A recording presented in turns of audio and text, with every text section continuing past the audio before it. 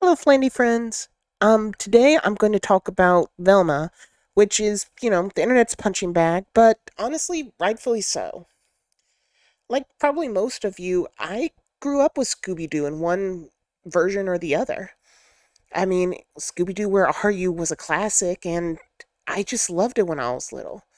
Granted, the animation, each episode probably cost about 25 cents to make, but it was still good. And every time a new version of Scooby Doo came out, I tried to check it out at least. Scooby and Scrappy, 13 Ghosts of Scooby Doo, Pup Named Scooby Doo. There were the other ones where, like, Shaggy was a werewolf and taught at I think it was Scooby Doo in the Cool School, maybe.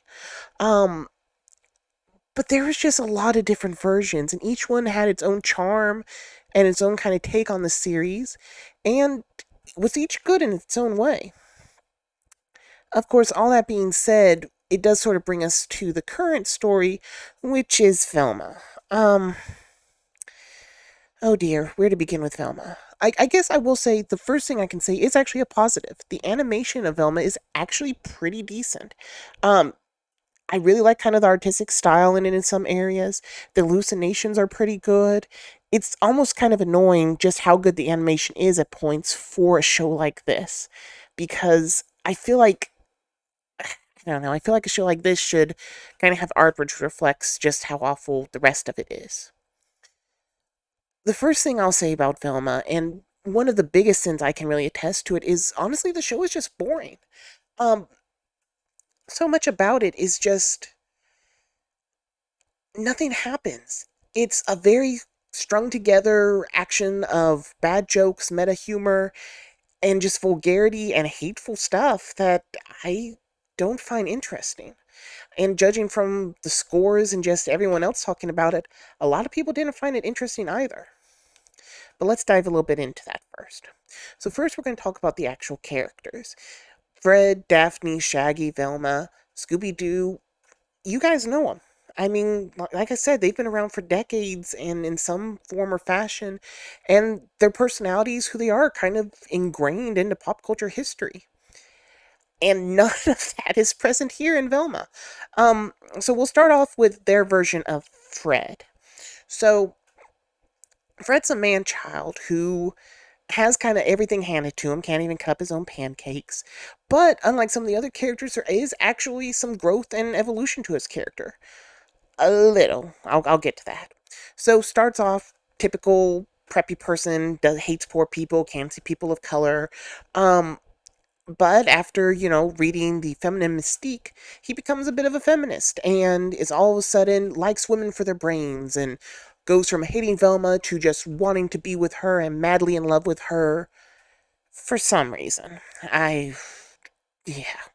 But anyway, there is a little bit of evolution there. He does actually sort of become more supportive and more helpful throughout the series. He grows as a person.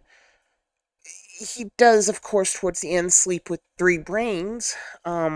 Still not certain how that one worked. So, not total, progress or total redemption, but he is, I do believe, a different character than when we first started.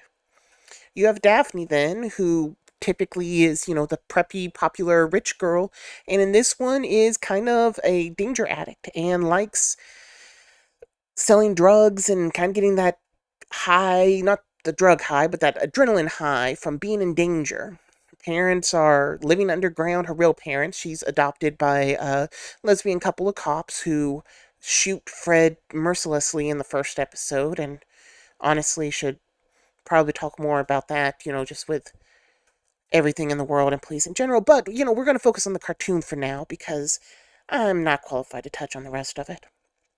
But Daphne, she is there. She does have a little bit of an arc. She goes from popular, not being popular, back to being popular.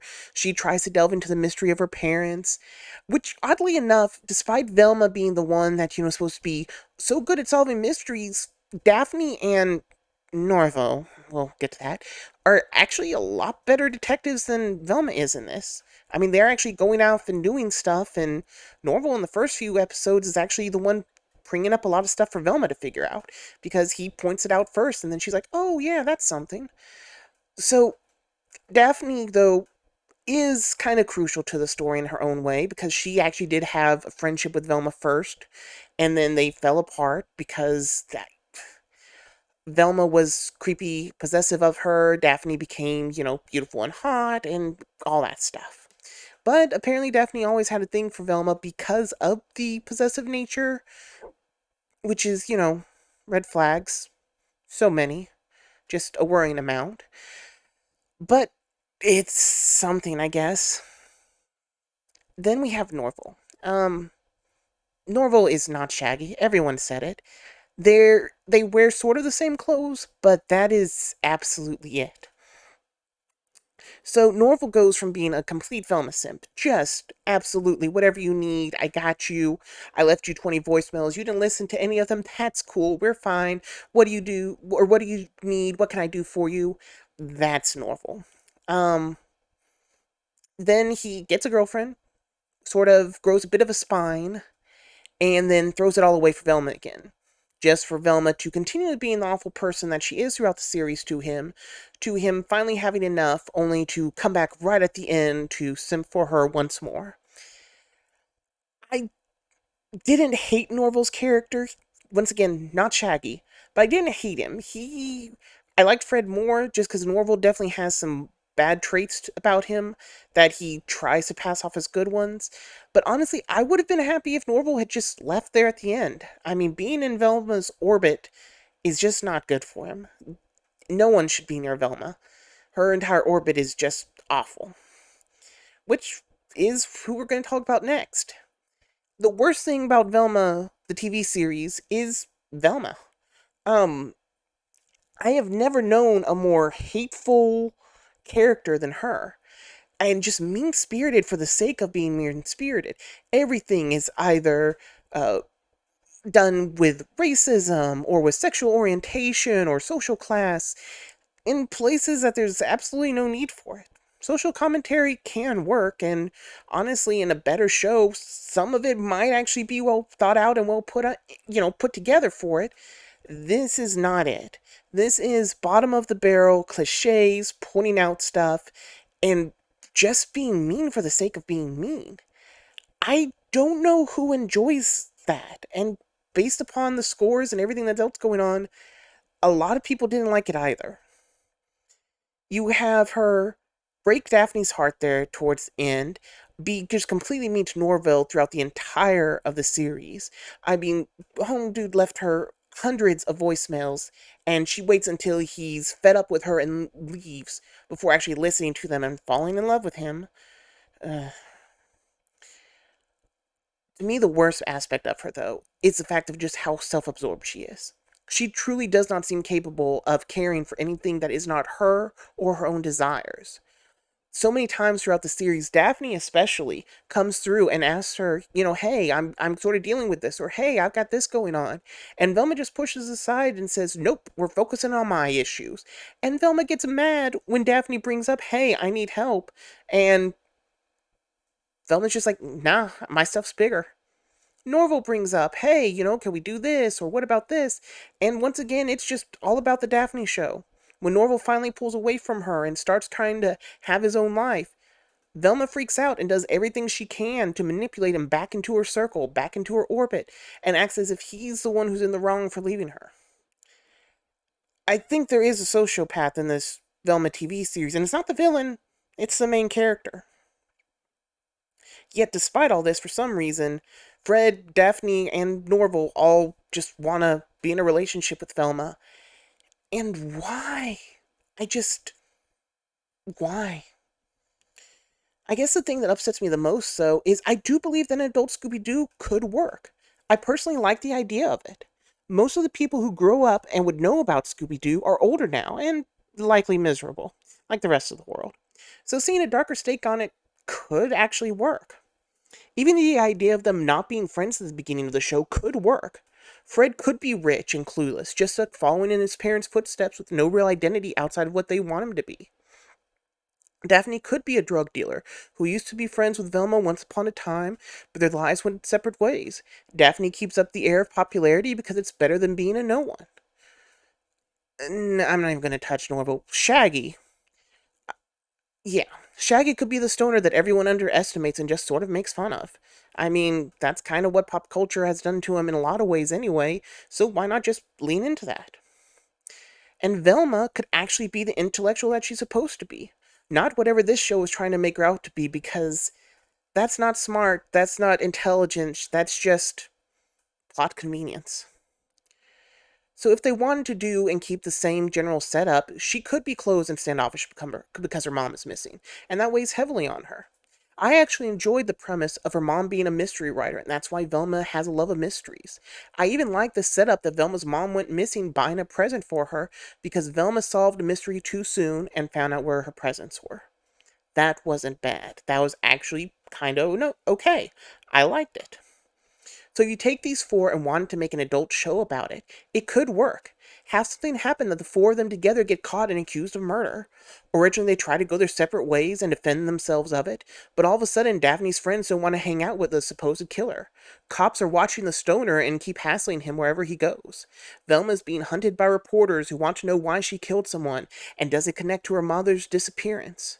Fred, well, in this scenario, he would likely be safe behind his family's walls and the best lawyers, but maybe his parents are trying to put the blame on the other kids, and Fred knows that they are innocent as well. So for their own reasons, all four of them start to try to figure this out on their own, only to come together and realize that each of them brings something to the table that the other is lacking. They find their differences actually make them stronger together. They become the found family that we know and love, and end up solving cases together. If you want an adult Scooby Doo with murder and cursing and everything that goes along with it, I'm down. But at its heart, it still needs to be Scooby Doo. And that's where this show misses the mark. It has no Scooby, it has no Fred, it has no Daphne, no Shaggy, and especially no Velma. It's as if four psychopaths killed the original gang and took their identities, which with this show, I honestly wouldn't put it past them. You know, Scooby Doo is what got me into mysteries in the first place. Of course, the originals were silly and campy, but that was okay. I still love them. Because of them, I get into things like Nancy Drew and the Hardy Boys, eventually moving into Sherlock Holmes and the other detective novels. And eventually, developing an unhealthy obsession with serial killers as a whole.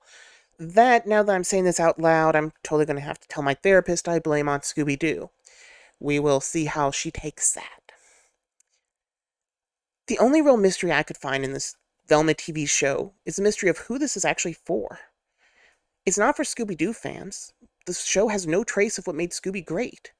It's not for cartoon fans. They make fun of them just as soon as they can.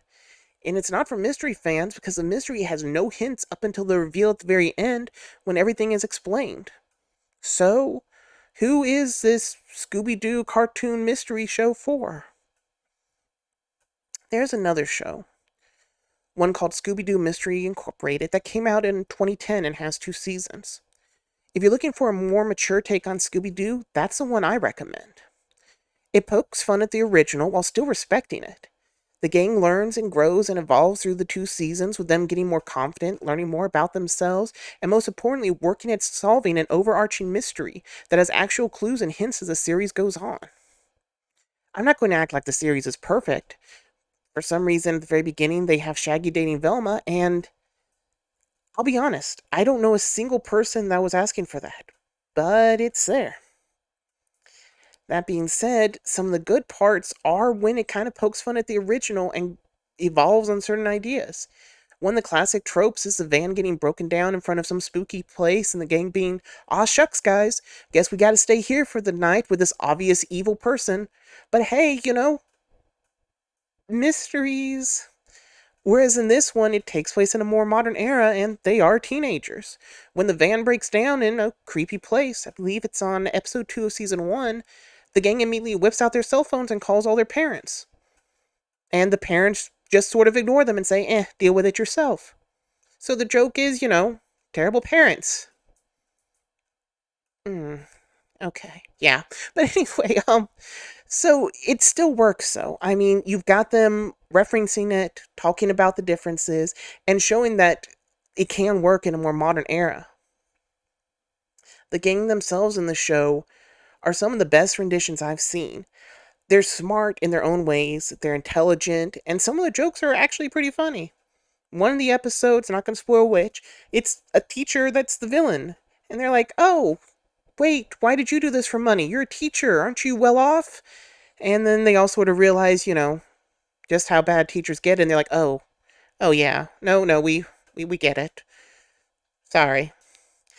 And that was funny.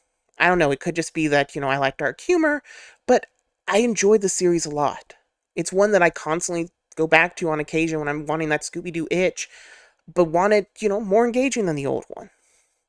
So if you're looking for an adult themed Scooby Doo, that's the one I recommend. I think it's one that would be better for everyone and definitely does more for the franchise and kind of more for the series as a whole than Velma ever can or ever will. I love Scooby Doo, and I know it will endure this because it is something that I genuinely hope will continue evolving with each generation, kind of like shows like the Teenage Mutant Ninja Turtles will. That being said, all I have to left to say is this: Scooby Doo, where are you? Because we really need you now. That's all, Flandy friends. I'll see you next time. Bye.